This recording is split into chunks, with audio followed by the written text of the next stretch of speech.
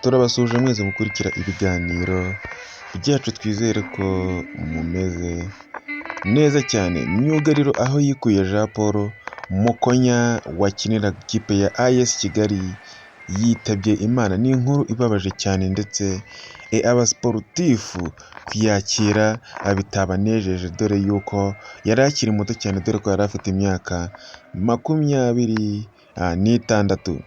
Niko bimera rero, ubuzima ntawamenya uko buba bumeze. Ku gicamunsi cyo kuri uyu wa gatandatu nibwo hamenyekanye inkuru y'incamugongo ko myugariro aho yikuye Jean Paul Mukonya wakiniraga ikipe ya AS Kigali yitabye Imana aguye mu kibuga. Uyu mukinnyi rero akaba yarasinyiye ikipe AS Kigali, akaba ari umukinnyi wari ukiri mutoya.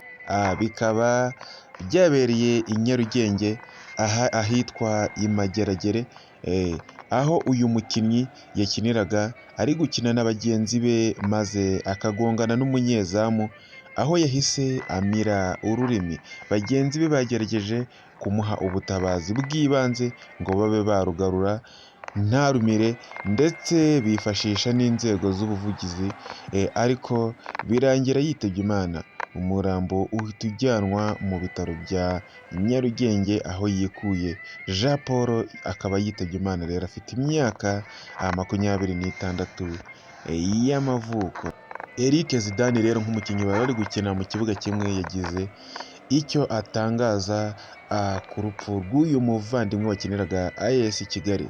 Eric Zidane yavuze ngo mbabajwe no kuba yitabye Imana kandi nagerageje kumutabara. Nsabimana Eric Zidane ukinira ikipe ya Police FC yavuze ko yashenguwe n'urupfu rwa myugariro aho yikuye Jean Paul bakunze kwita Mukonya wakiniraga ikipe ya AS Kigali witabye Imana kuri uyu wa gatandatu aguye mu kibuga akamira ururimi, nyamara yari yagerageje kumutabara. Ibi byatangajwe na Nsabimana Eric Zidane wari uri mu kibuga kimwe na Mukonya mu mukino bakiniraga i Mageragere mu karere ka Nyarugenge, hagati y'amakipe y'abakinnyi baba baranyuze mu byiciro byo hasi, aho yavuze ko yabanje gufasha uyu musore kuko atahise yitaba Imana akimara kugongana na mugenzi we, ariko biranga biba iby'ubusa. Nsabimana Eric Zidane yakomeje avuga ko yababajwe no kuba Mukonya yitabye Imana, nyamara yari yagerageje kumufasha.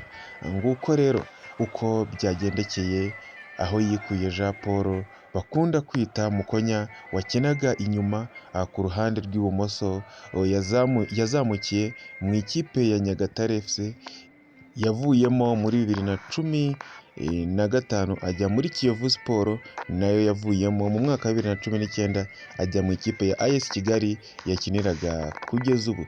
Twavuga ngo rero Imana imuhe iruhuko ridashira, niko ubuzima bumera. Wa mugani wa mwanafunzi ujya uvuga ngo nyuma y'imyaka 500, ndabizi mwese muri kumva kino kiganiro muzaba mwarapfuye. Akongera akavuga ngo nibyo koko ibyo wumvise n'ukuri. Imana imuhe iruhuko ridashira, imwakire mu bayo, niko Imana iba yabigennye. Mwakoze kubana natwe, mwari kumwe nanjye Bikorimana Noel. Ciao ciao.